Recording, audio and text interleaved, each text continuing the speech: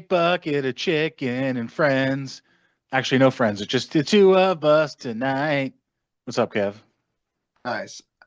Yeah, we So are like the super friends of the fucking podcast world. we're the super friends of all podcasts under 100 viewers. That's us. We're king shit of fuck mountain. I feel like there's a list out there, right? Like podcasters under 100 views, like top 50. Yeah, it's like us and a mutual friend of ours sends me occasionally these ASMR videos, and they're ASMR, but they ASMR over the past 15 years has gotten like hyper specific. And there's just one guy, and it's the cringiest. I hate it. I hate the guy's videos, but he gets thousands of views. And what it is, it's ASMR, but he pretends like he's a doctor, and he's talking to himself. He's talking to a camera like I'm talking to my camera, and it's him ASMR. So I guess like he turns the gain up or does some tweaks the audio. So like all the popping of his lips and the moving of stuff. And he's got a lab coat on and an ID.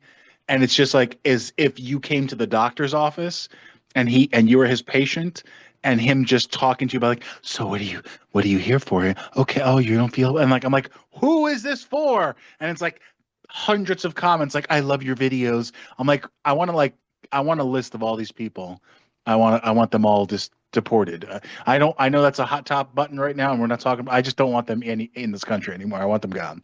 I want to like have an article come out where we obviously knew the person that wrote it and like we're like friends with them, where it's like with episodes 4 intimidating 45 views, the big bucket has really reached its peak. Yeah, it's in like the Daily Mail. It's written by like Schmelvin Schmclure, and it's like just you and the mustache and like and sunglasses. Bruce Rayon. Yeah, exactly. Luge Leo, and it's just me, but real far away in black and white. And I have a sweater for some reason, a turtleneck. I'm a writer. I wear turtlenecks. I always wanted to recreate the old picture of Ben and Jerry's that was on the back of the thing, where they held up the spoons. I feel like me and you could like really recreate that like moment. It's something we should aspire to as one of our next future projects. But so for the past week, I've been rewatching Boardwalk Empire, and because we talked about it somehow, I don't remember what the conversation was. A text, and in the text, Boardwalk Empire came up, and I was like, I'm putting that on. That's my next show, and I'm on season 4, and again, the show is heavily fictionalized based on like a few real people, so it's not. I get all that. I like it's almost like watching Peaky Blinders or watching a couple other shows where as soon as all everyone's doing is smoking and drinking. So I'm like, I guess I'll drink too. Like every scene, everyone's just drinking straight liquor. I'm like, fuck. So anyway, there's a scene, and of all the crazy murder and horrible shit on the show, he's in Florida. Nucky's down in Florida. He's some deal. And basically Tampa, Florida, I guess, is pretty much just like swampland at this point in time. And they're selling acreage, $100 an acre. And then he got a deal. A bunch of shit happened. Watch the show. I'm not spoiling anything. And now he's trying to make a deal with other people to buy in for $70 an acre. And that, like, I just like lost my mind for like a good 2 minutes. I'm like, God damn it. In 1924, you can buy an acre for 100, which at the time was a month's salary, $100. Whereas your average people made $1,200 a year. That's another thing. Because I'm looking up, like you see about like, he gives someone $100 bill. I'm like, how, like, what does that mean in 1922? Like you give like some kid, like, here, kid, get out of here. And it's $100 bill. And the kid's like, thanks, mister. I'm like, what was that? That's a month's fucking salary for most people. I'm like, dude, that's like giving a kid like, $4,000 now. Like, here, kid, thanks for the polishing my boots or whatever. Here's four. Like that's how the inflation works. I'm like, fucking $100 an acre. Just not in relation to anything in the episode of the show. I'm just like, fuck. I want to go back in I just time. want to meet the guy that flips me that fucking like tip for no reason. Go get yourself something nice, kid. Yeah, and you can fucking like pay your parents' rent for the next 8 years. With it's like the $100 that he gave you in 1924. Yeah, get yourself some Graham's crackers. Well, even when we were watching that one scene from King of New York with Lawrence Fishburne when he goes into the chicken place and he orders give me He's like, give me fucking chicken, man. I want crispy. I want barbecue. I want fucking onion rings. I want spare ribs. I want 8 corns. And then the guy comes up and he rings it up and it's $6.70. Today, that's easily $49.99 and called a family meal. Yeah. It's not that long ago. Like 1990, yeah. Yeah, it's not that, but even like, okay, I know it's the 20s. So again, every time I watch shows, like whether it's whatever series, I'm like, I like Google stuff. I'm like, what exactly were they making? What does this reference mean? And of course Reddit pops up and it's like 8,000 people explaining but yeah, the average man made between 21 and $27 a week. I guess unless you're a doctor. So every time they have these scenes where it's like, some rich old white guy, but he's probably like 39. It's 1924, and Nucky and his brother and Chalky, and they're just like snifters of, just like there's booze everywhere. It's illegal, and they're making deals for 40 grand or 80 or 100 or 15 grand is someone's salary for 15 years, like the average person. I'm like, it's because even now 40 and 80 grand is still a lot of money, but obviously it's a lot more. Like back then, if someone gave you 30 G's, technically, if you're frugal, you can probably live 20 years on those $30,000. Like if you're like real frugal. The other thing too, and we always do it when we like go back and like, what is our thoughts about how someone in the 1920s talks? Why did we stop talking like that? I wish we would like bring that back where everybody just starts like talking like that again. Where it's like, I'll tell you something, kid. Like I haven't seen a radio show like that, since The Shadow. Like, like I would love to like bring that back into like mainstream, where all like the actors and all like the celebrities like all talk like that. And the winner is Margaret Cho. Like just any of that. I would like welcome that. Like that old like vaudevillian like talk, And Boardwalk does end pretty much every episode with a song, and it's songs of the time, I guess. And I noticed that at the end of 3rd season and the beginning of this, I'm on like episode 4 in the 4th season. It's that guy who plays like their vaudevillian type singer. He's on a lot of episodes. I feel like it's him doing a lot of the songs. So he must be like a real Broadway actor, singer, what a musical guy.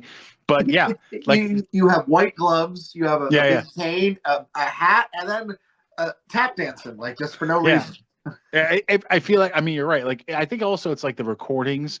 I don't know if it was the microphones of the day or the way it was recorded and then, I don't know, like processed onto back then. I don't even know if it was records, maybe records, or like, I guess it was records. They had the phonograph machine, whatever, or those fucking spiral things where it's like you're singing and it's like carving into a tree branch, like. We're making money, kid. But the same thing, they all have every black, white, male, female. They all have this like high pitched tinny, and elevator, it goes up and down. Like I guess like live shit was hot. Yeah. It's like it really is like this high pitched tinny. Everyone has the same like. It almost sounds like a little bit sped up. There's something and it's borderline like saloon piano player like sound. Like that kind of shit. It's like what's the word they were? Because all the lingo on the show is of the 20s, and like he's dating like some call girl, and she's using all the like he's a real trencher, and it's like I'm like, what is a trencher? What is it? And it's he's like a literally real lay down Sally, isn't she? Yeah, exactly. It's like it's a chiseler. I heard that the other day. It's like you're a chiseler. I just would love like someone to get in a fight like that, though, right? Like. I'll tell you what, Bill, go fuck yourself. Like, I would love to hear, like, a real back and forth argument like that, right? Like, listen, you piece of shit. I think you're a big whore, and I hate you. Yeah. Like that. There was a scene just like that. The word he uses is chiseler. The only other time I heard that word in the movie was Gangs of New York, which is like 40 years before where Boardwalk did. But chiseler, like someone, I guess, who's like a thief or like a cheapskate kind of crooked, someone who's like trying to like take from you. I'm not even 100% sure what it is, but yeah, something. He's like, you're nothing but a chiseler, and it's like, oh, not that, not on Sunday. It was a British slang for like gay. It was They call them tossers. Tosser. Yeah, toss Tosser. right. I learned that in comic books of all places. Oh, Kev, you learned it in comic books? What a fucking You bet your surprise. ass I did. All right. So I just had it. I just, because like, again, Boardwalk's a great show. Matter of fact, I sent you a video, which I know you'll probably get to sometime in March, about like they apparently like, I forgot, was it Vulture or somebody emailed like critics, unfortunately, but it was 100 critics or 500 critics about like what they think the best television shows of all time, the best 25 television shows. And, Sopranos obviously is up there. That show's up there. I'm pretty sure Boardwalk is on. I think it's on the list. It might not be, but someone like, people break shit down now to like a molecular level. Like if you were a stat nerd 25 years ago, you're killing it now on Reddit. You're just like, Yeah.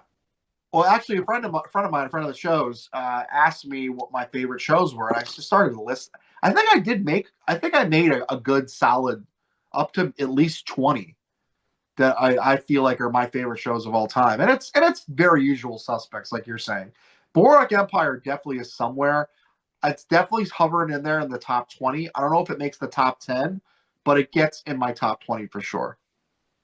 yeah, Sopranos. That's like Peak. I think that's going to be 4. I think on my list. Yeah, Peaky. I don't know if Peaky Blinders Peaky was on Blinders there. is 3, I think. Yeah, for I us, just love Cillian Murphy, so like that goes up there for me. it's a good show. I mean, there are parts, especially if you binge, like I It's do. depressing. I will watch episode after episode. The slow motion shots of him just walking through alleys of sparks and coal kind of Yeah, gets the annoying. other thing that makes me love that show is the soundtrack, though. There's some amazing songs on that soundtrack that just pop up, and they're not really like period like wise. No, Like no, but they just somehow fit, you know. they use a lot of modern music. Anyway, so I'm our gonna go. goal. I'm gonna go top 5 just real quick. Mad Yeah. Men, or no, I'm sorry. Breaking Bad is 1. Okay. 2 is going to be tough for me. So I'll come back to that. But I think 3 is peak. Yeah, 2 was Oh man, what did I say it was? I'm drawing a blank already. Jesus, I got to look back at my text messages. But it's definitely like it's not a show like out of the blue. It's like definitely one of those shows that deserves Better to be Call there. Saul or something like that. No, not Better Call Saul. I mean, that's definitely like top 10, maybe low top 10. Man, I forget what it was, but yeah, I was saying like Peaky Blinders probably 3, Sopranos 4, and then 5. I don't know, like Mad Men is somewhere in there. Even like shows like Curb Your Enthusiasm, I think maybe make that top 20. Like some of like the comedy shows, I think of Chappelle's Show, like stuff like that. I don't know. I love Chappelle's Show. I mean, at least the first 2 seasons. Yeah, and then there's shows that I personally love that some people don't even know much about. Like that show like Wolf Hall that I always talk about that like no one knows about. But I feel like in the next few years, like someone's going to really discover that and like people realize how good it is. It's because that's happened. Like shows go off the air and then it takes like a while to find its audience. But yeah, anyways, I just wanted to say that because like that was literally a conversation I just had about like best shows of all time. Yeah, we could do because I just was saying to you and your brother, I was like, I love a lot of the series, but I'm noticing that most of the stuff I'm watching, most of the series, there's a couple new ones that I'm interested in, are even old for like 20. They're 10 years old, 15 years old, and I'm kind of annoyed because everything is becoming a fucking. Don't make a series, make a 2-hour movie. That's a good point. And bow tie it, motherfucker. Not put a nice bow on it. It's over. Not, hey, we're gonna make whatever. Think about a topic or a character from fiction. Like, hey, instead of Superman the movie, let's do a 3-season. No, because then it's like 20 episodes of I don't give a shit about Clark Kent's gonna get a haircut. I don't fucking care. I don't care. And I just thought of my number 2. It's an obvious one. True Detective season 1 is at the 2 for me.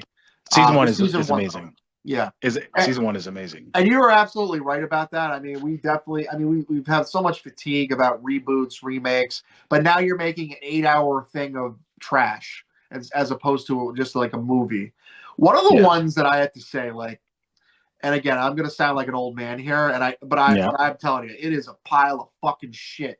So I love the movie Heathers. Okay, Heathers is a stone cold classic. It's a it's legitimately like one of the best, not only like teen movies ever made, one of the best high school movies ever made, but it's got like some of the darkest humor. Like you'll never see like the way it was made. Like so obviously when you're gonna try to reboot or remake a show like or a movie like that, things have to change.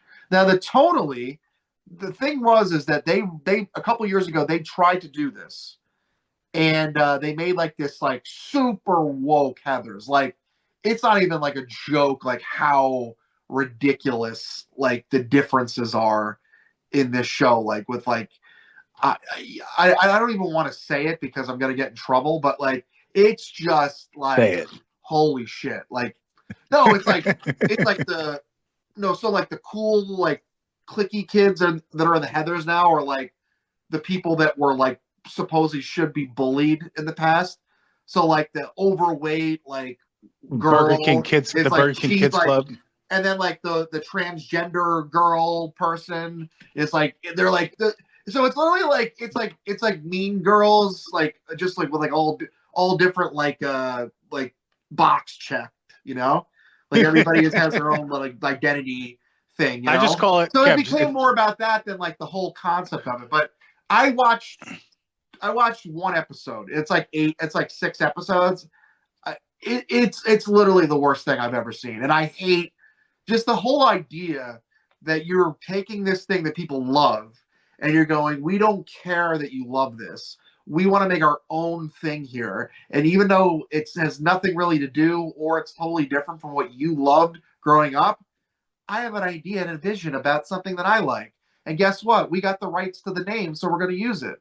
And it just goes on and on and on and on. It's just it has to stop, and it's just not stopping. It just keeps going and going and going. And then you complain about it, and then you come off like you're like this like terrible person. But meanwhile, you're like, all I'm saying is like I used to love this thing, and you made this shitty thing now. That's Yeah, all I'm yeah. trying. That's the base of it. But it's like, oh, you don't like that certain person. It's like, no, that's not what I'm trying to say. God damn it! And it's like you can't fucking say anything about this shit. But yeah, don't fucking watch that new Heather show that came out a couple years ago. It's buried anyways. You can't find it I'm anymore. sure. I'm I sure had to nobody like watched dig it. for it, so don't even worry about it. But I'm just saying, You, like, that's an example of just like, stop doing this. well, I feel like more people are coming around because it is shitty that like if you criticize the shitty thing, because I'm definitely no critic. Like I don't like critics as far as like Matthew McConaughey really phoned. It's like okay, let me watch the movie and I'll see for myself whether I like this or not. But uh, I understand what you're saying because it's all about the intellectual property. Like, hey, we bought the name Ghostbusters, and the movie is going to be about a car, a road trip across the country. And at the end of the movie, Bill Murray's there. It's like you guys fucking shut the suck. You fucking suck. I mean, just like I understand. I'm not making fun of the specific people or demographics that are in the movie. It's like you took a movie like, hey, we took Hellraiser, because like, or any movie, and we just fucking like, because in the last Hellraiser movie, I guess like the actor playing Hellraiser, playing Pinhead, is a Doug woman, Bradley. is a woman. Oh, is That it? movie, I'm pretty sure it was fucking good though. It wasn't like it was a movie about a woman Hellraiser. Like the actor playing Pinhead wasn't the original actor. Is he dead? I don't know if he's alive anymore. I have no idea. He's alive. Oh, I heard Yes, about this. it wasn't him. And the movie is as good as Hellraiser movies are, which are not that good. I know a lot of people love them, but they're not like cinematically amazing. It's like a guy with a video camera as part of his head, and like there's, it's like bondage. It's campy horror, so like it's hard to be like you're messing with the decorum of. I never liked any of them. No, but I love how he looks, but the the movies just like don't do the it for me. movies have more nostalgia for me than. But my point I'm making is that's what they're doing. They take our nostalgia, our like even the movie Heathers. I don't love that fucking movie. That wasn't a movie I grew up watching. Oh But man, I'm sure I could put it on and appreciate the movie or laugh. But then like a thing that I do like, whatever it is, there's in our lifetime, just in the last 25 years, Spider-Man movies first came out, like big budget movies, and there's been 5 reiterations of them in 2 decades. Not like it came out in 1968 and then they remade it in 1990 and then remade it in 2022. Every 30 years, they remade it like every 4 years, and then they're like, "Hey, right? we make money." Yeah, we make money, so let's do that with every series, every show. So now we're in this place where it's like they'll put out something, and within 5 years, they're like, we didn't make enough money on that, or maybe we did. I have no idea how it works anymore. So we're gonna redo it, new, and I'm like, it is beyond frustrating, but I do want to talk about what we said we were going to talk about last week a little bit, which is some drunk tales, Kevin, some drunk stories, reminiscing. I want you to go first because I think you said you had one locked and loaded. Did you say that? Yeah, sure. Yeah, go for it. Just like nothing, like, again, not like. Look. Here's the thing. I'm a pretty mild mannered guy for the most part, right? I mean, Yeah, I'm you're not real a peach. I'm not a confrontational person, to say the least. But there was a period of time where, when I would get really, really drunk, where the Dark Knight came out in 2009, where I literally I was like the Joker the rest of the night. Well, Like you I thought you was. I was going up to people in their face, like doing all the scenes, even people I didn't know. Yeah. Luckily I never got my ass kicked because I probably should have. But for the most part, this is the thing that when I get like that, I still am in control. Like I don't overstep. Like I don't go up to I'm not an habitual line stepper when I'm in that mode. So I would tell people too, like people that were with me, I'd be like, listen, like I'm gonna do the Joker to you tonight at some point, but I'm not gonna tell you. Or what we would do is people that I never met before. So like my friends, we would like have go out for like my birthday or something like that, and then my friend would say, hey, look, my friend's coming through. Like don't even hesitate, just go up to him and just do the whole fucking Joker to him. So I would do that stuff. Like they would just come in, hey, this is Kevin, and I'd be like, my father was a drinker. Like I would just, and I'd get right in their face, I'd be like right here, and then so I would do that a lot, and that was like not that was like a while, that was like a couple years, but I wouldn't do it every Yeah, I time. remember. But when it was one of those nights, that's the way it was. But prior to that, if I stop completely talking, that's like the beginning of that, where I'm like, yeah, I'm there. I can move around and I can acknowledge you're there, but I'm just 1,000 yard stare, stick there, baby. So usually when I was with certain people, certain friends, it was always Irish car bombs, shots of whiskey, Jameson, stuff like that, where it was okay, one's good, but then all of a sudden you go take a piss and they come back and be like, yo, dogs are up again. I'm like, oh, another one? Oh, good. And then by the fourth one, I don't even know where the fuck things, it's gone. Yeah. So I would go. So there was I lived in Farmingdale, and Farmingdale had this bar on Main Street. It was called the Nutty Irishman. And to be honest with you, it's probably one of the worst places I've ever been to. It's one of those places that it's not nice. It's it's a dive bar, but it has a size to it. So it kind of has that idea of bands play there a lot. And then on the weekends, it gets kind of where these shitty bars can make money. So they call it now a club atmosphere, kind of bouncers. So that's the way that was. But it's just you would go in there and the bouncers, the way they were treating you outside, you were outside the Club Ritz. It was oh, you ain't got jeans on, you can't, or you don't have slacks on or shoes, you can't wear your cat. It was where are we going? What the fuck is this? They were really not letting people in, it was that. You gotta have a suit on for these $4 Bud Lights. Yeah. For my bucket of fucking Miller Lights, So I remember one of those nights. It was a happy hour, and it was me, two of my friends, two people we know that are heavy hitters when it comes to drinking. And Heavy hitters. yeah, and they were, we were going crazy, and again, I hit that moment where I was like, I can't talk, man. So I went outside, and this is in the wintertime, and it's fucking cold, man, and it just snowed, and the bouncer just saw. I wasn't, how people go out to smoke. I didn't go out to smoke. I went out to just go. I need to get away from that because like it's like the power challenge in there sometimes, and you really gotta like really keep up, or like you look like an asshole with your stuff sitting on the bar, and I just was like, I need a break, man. So I just like walked outside, and I had done coat check, so my jacket was inside, and it was like 8 degrees out, and I was like, I just got outside, I forgot why I went there, like I just like I froze. And and being so cold, I really felt like I was frozen. And then I like went up to the bouncer and I said, can I come back in? And he goes, no. Okay. So I just started walking home without my jacket. and I didn't tell them that I left. And the walk was a good 25-minute walk. And it was cold out, and I remember it was like super icy. And I just remember the last thing, like at the time, my girlfriend started calling me because she wanted to know where I was. Because it was one of those things where I was like, yeah, I'm gonna go for happy hour, and then it's like 3 hours later, it's like, where the fuck are you, happy hour guy?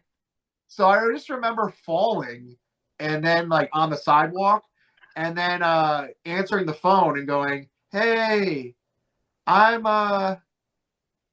don't know where I am.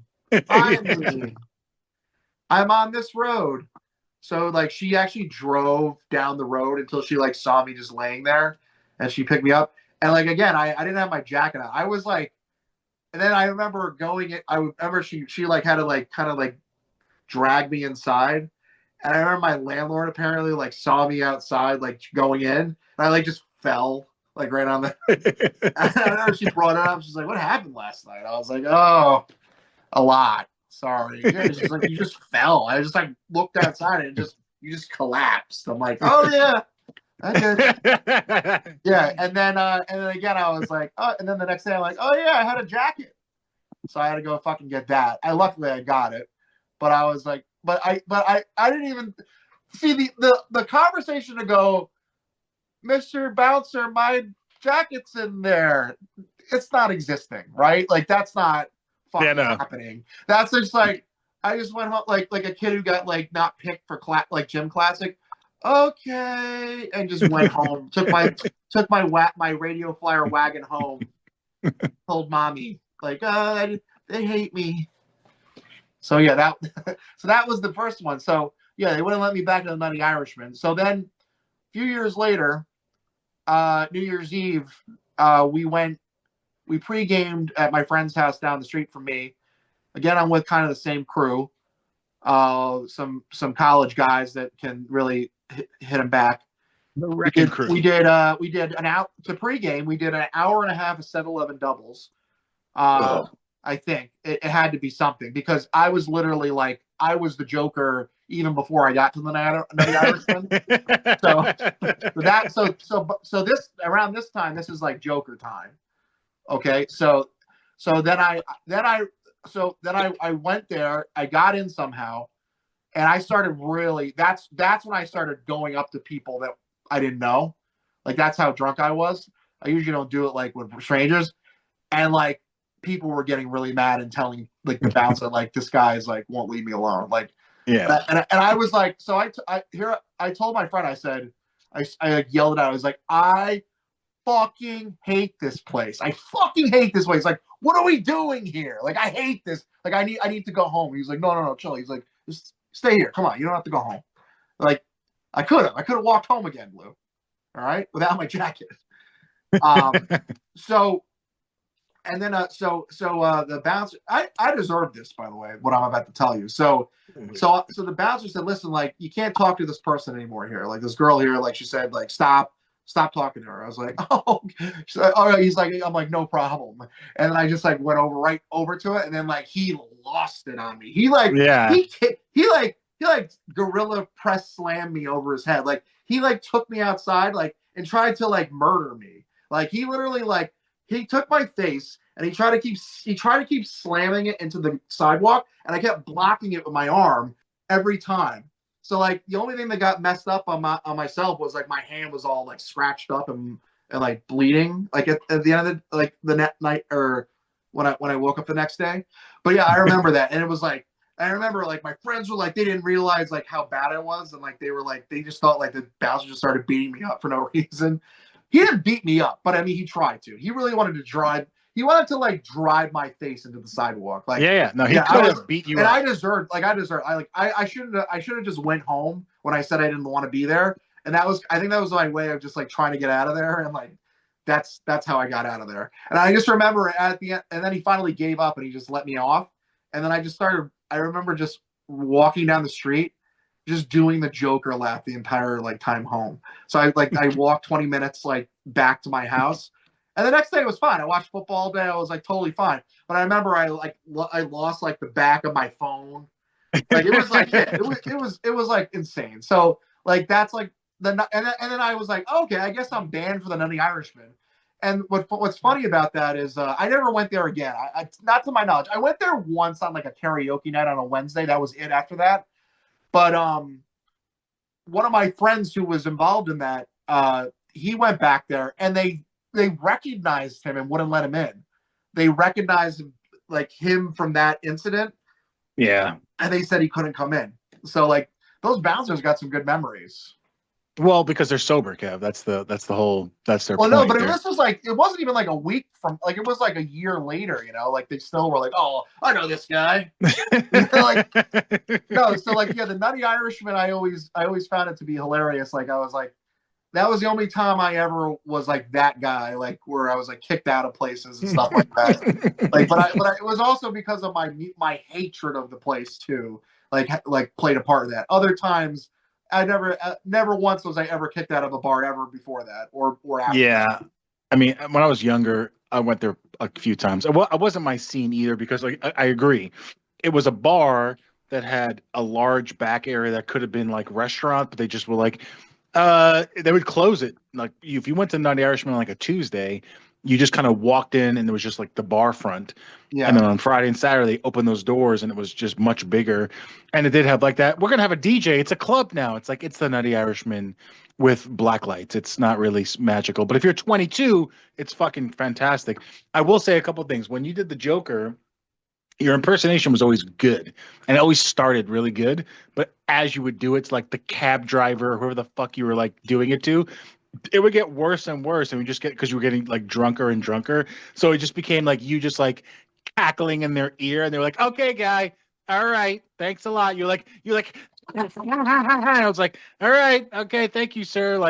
You're right, the fact that you never got punched or like just like turn your face into a splash of mace or something. Like you weren't like habitually line stepping, like you didn't do that all the time, and you weren't like causing actual like physical harm to someone.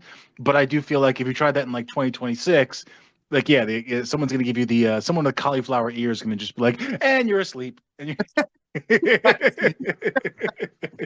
But no, dude. I also.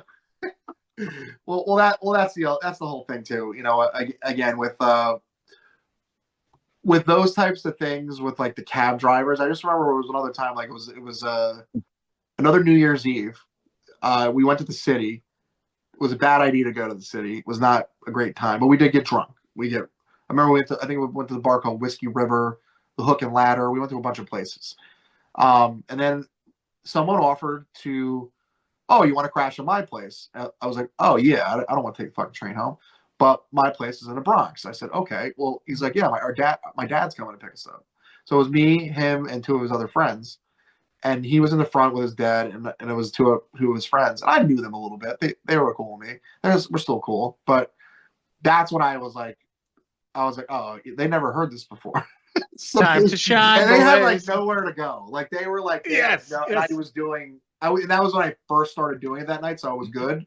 And like it was really like they were like they were terrified. They were really mad. They were really like scared. Like they were like, oh, this isn't Kevin.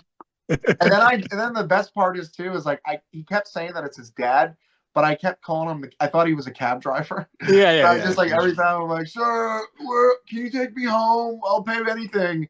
And I remember his dad turned to him and goes, "Who is this fucking idiot?" Yeah, exactly. No, because I was like, I kept saying like, "Sir, I live in Long Island. If you can bring me home, like I'm like he's not bringing me." Yeah. In the other direction for 40 miles. Right, But right, when yeah. you talk about the shots, I do remember this one time. And again, this is fuck. It's probably maybe not 20 years ago, but it's close to it. It might be 15 years ago. And going to a bar, and I'm gonna try to remember the name. It was an Irish bar. It wasn't McSorley's, but it was one of those bars, and we did car bombs, Irish car bombs, and it was a lot of us. So it was, I think, either I ordered them or I was standing right there when they ordered them, and it was like 10 Irish car bombs. And before the guy even began making the drinks, he's like, "I just want to let you know, before I make these fucking car bombs, they're $13 a piece." And he's like, "Yeah, do it, man, do it. It's $130 plus tip for 10 Irish car bombs." I remember him like, "Stop, like, okay, you want them? I would love to sell you this alcohol. It is $13 a piece." And we're like, "Yeah, man." That's when you know you're drunk, and you're like, plus tip, it's like $160. You're like, what the fuck am I Yeah. doing? Like those nights. But I'll tell. So a lot of my stories. I do remember one time you falling. We were in Farmingdale. We were not going to the main street. Went to a bar near your house. That like shitty JD's place. I think we were going to that biker bar Oh because yeah. it was like that was the Oh, bar that yeah, like yeah, yeah. at the end of the night we already went drinking to the main street. Hey, want to go home and go to Yeah. sleep and like turn our brains off? We're like, hell no. This shithole is definitely still open till like 4 o'clock in the morning, and we're Well, walking across. no. Well, okay. No. We first didn't start there. Where do we start? No, I'm saying we ended there at No. JD's place. Yeah, right. But yeah, where do we go first though? I don't remember. Cafe Royale. Oh God. Okay, so we went to a strip club. Then we walk to this place because we know it's still open.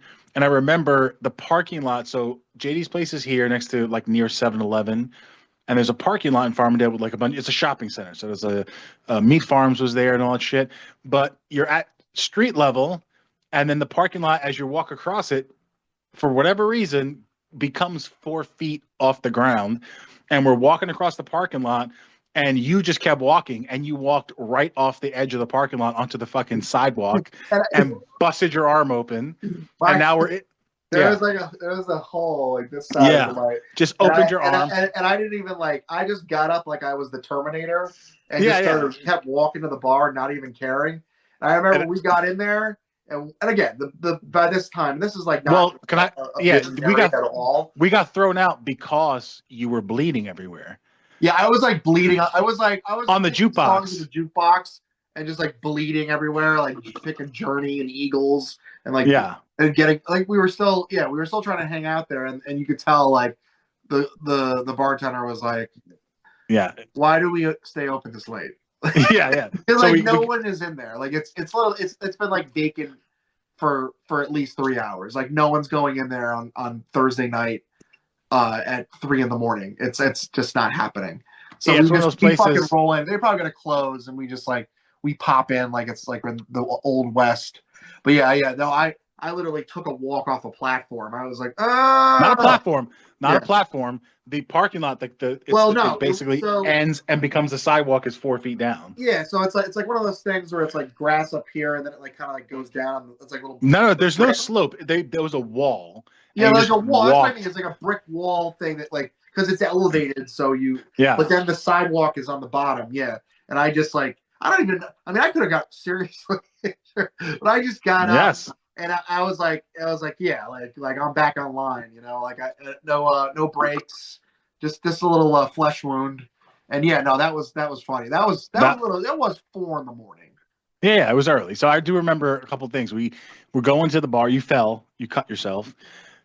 For whatever reason, our friend, 7-Eleven's right there next to the bar. He goes and he gets 2 hard-boiled eggs. He wants to eat hard-boiled eggs at 4 in the morning because it's breakfast almost. So he's eating hard-boiled eggs at the bar. At the bar, again, it's us in there and like the bartender and like one other person. It's like wood floors. And I remember we were not rowdy, but I do remember you were bleeding. Like I didn't realize how much until I like saw you by the jukebox, Yeah. and you're touching the jukebox and picking songs, and that's what's on the screen is just blood. So I'm like, all right, and like then she was like, you guys got to get out of here. We're like, yeah, And we do have to we get out got of we got here. at least 3 songs in before we decided that enough. Maybe 2, because like I think it was like Fleetwood Mac or something. Like I definitely remember hearing a few songs. And then I remember going to 7-Eleven, the hard boiled eggs. And I remember he also got a tall that boy. was before. What? That was before the bar. He got the hard boiled eggs. Okay, and then I think we went back to 7-Eleven, and I remember him getting a tall boy in a paper bag of Heineken. And I remember saying, hey, we have Heineken at my house. And then he just throws the Heineken like it shatters. I guess that was the wrong answer for him, or wrong response. It's like, oh, okay. He doesn't want that anymore. Sorry about that. You fucking Irish fuck. Anyway, so another thing I remember, and this is a classic. So back in the day, we used to go. We hung out on the island a lot. Farmingdale, sometimes Patchogue. Our best favorite spot was Effing Groovin' in Belmore. That was It was such a secluded bar, and the crowd would. It was a hipster, definitely like the spot till about 10:45, maybe 11. Then all the I don't know, young whoever, we were young too, would leave, and then from 11 till we closed that bar so many times till 3 a.m. It was just like the people here for drinking, and but we used to also go to Manhattan often, downtown, Alphabet City, all over the place. And I do remember my MO for years was I would just fall asleep either at the bar or because what happens is it still happens to me now. Like I have this thing of like, I rarely puke. It's not like I never puked. I puked plenty, but I get to a point where like I'm very drunk. So one of two things has to happen. I have to eat something. My body needs something. My stomach needs something other than liquid. So then I can fall asleep, or I just need to fall asleep. So when I need to really fall asleep, it's happened. How many times have we been at bars and it's like, whose friend is this? And it's just me sleeping at the bar. 10,000 people screaming. Blame this man. Yeah. So, how many? And we've had this conversation before. Basically, when I was younger, it happens less now because I do prefer to drink at home or a backyard or someplace where I can just crash on a couch. I just become homeless. Like how many birthday parties I threw for myself, with a lot of friends, cousins. I would have we would just gather the troops, like different groups of people, college friends, some high school friends, my cousins, your friends from upstate New York, my whoever. Hey, come down to Alphabet City to the bar that holds 23 people. Let's bring 23 people and crowd it the fuck up. And then again, when it's your birthday, like you said, you I don't want to drink anymore. It's like, hey, 5 more shots here with your name on. How about a pickleback, Lou? And you're just drinking pickle juice and then whiskey and then a vodka and then a tequila and then a beer and then a Jägermeister. And I would get to the point where I'm like, I rarely blacked out, maybe once or twice in my whole life.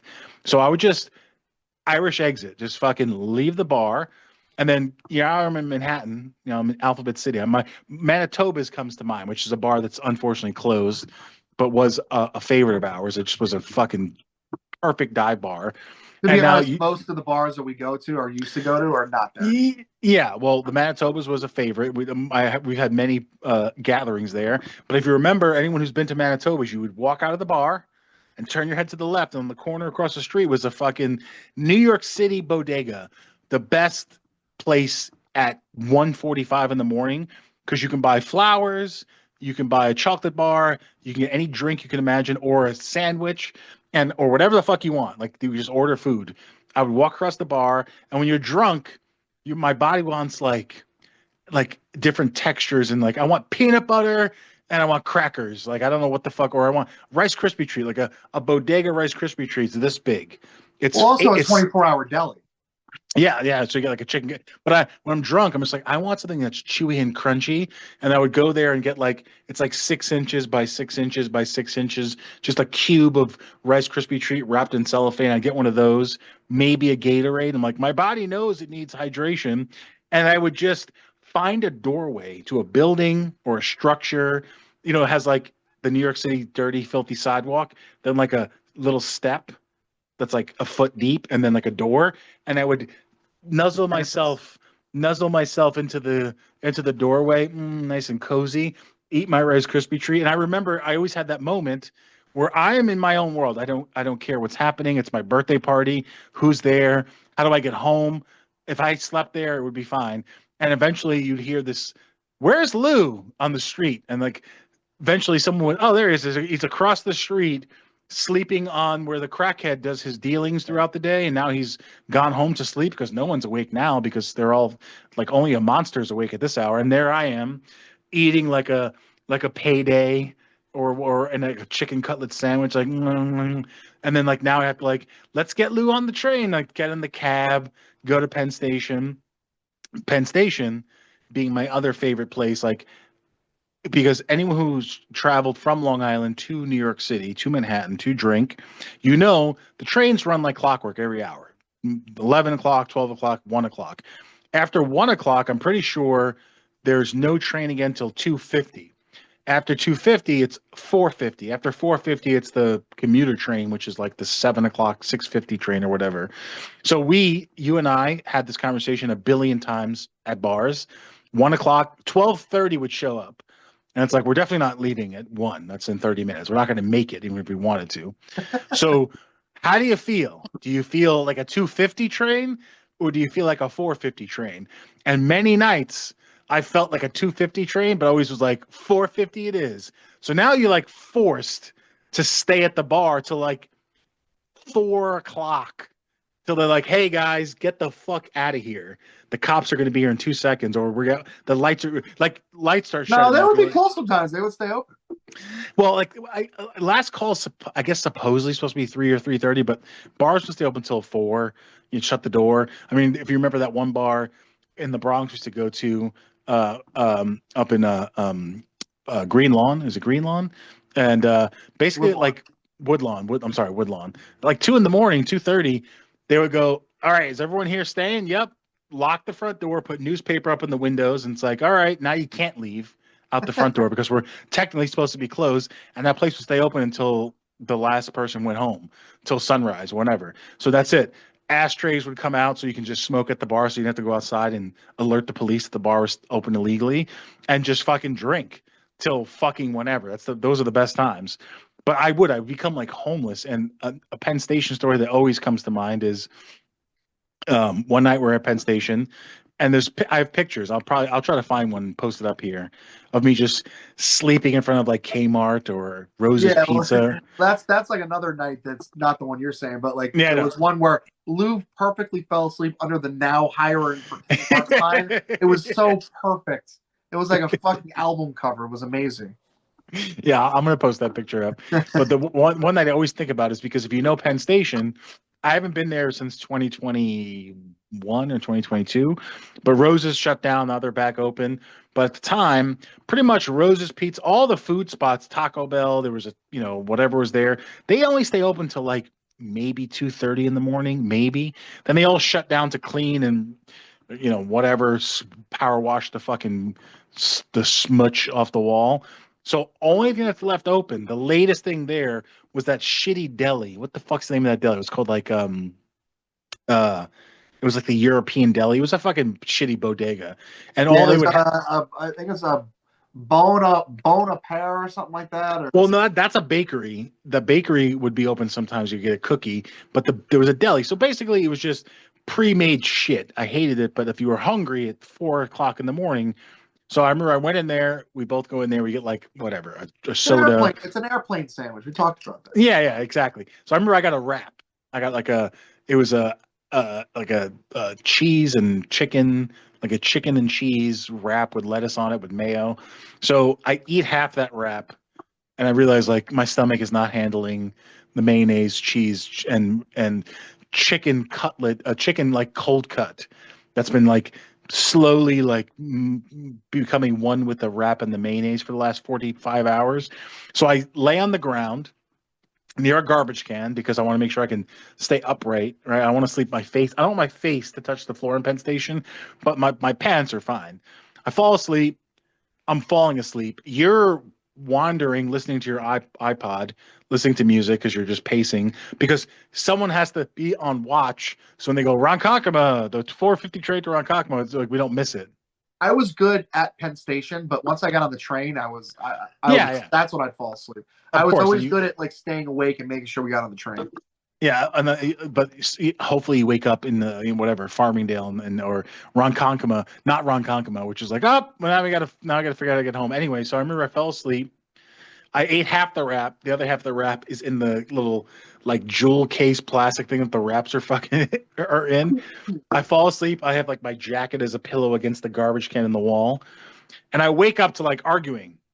I wake up to arguing, and it's a like a homeless cross-dressing type, street person, a guy in a dress basically, and he's holding the wrap, and you're selling to him like as if he robbed me of the wrap, which he did, and 100% he could have had it. I was not going to eat it, and better him have it than going to waste. And I remember I'm on the ground. I wake up, I'm like, what is that? What's going on?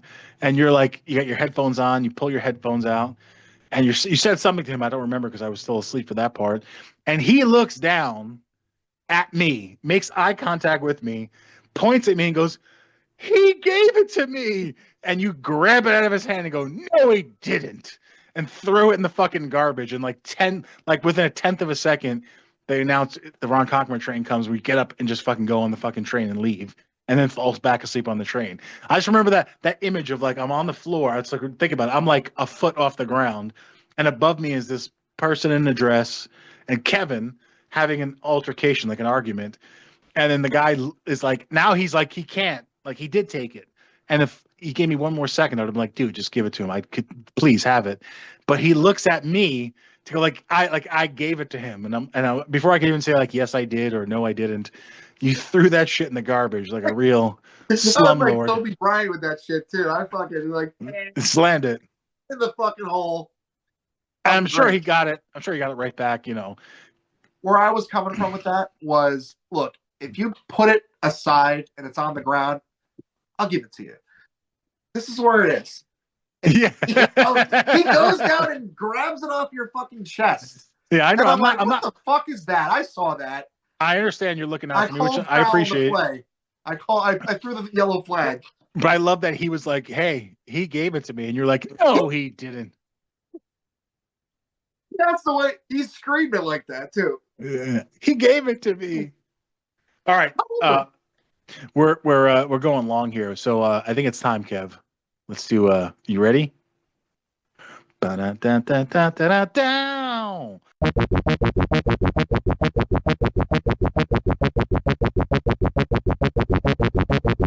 Who's our Marvel character best of Marvel for this week?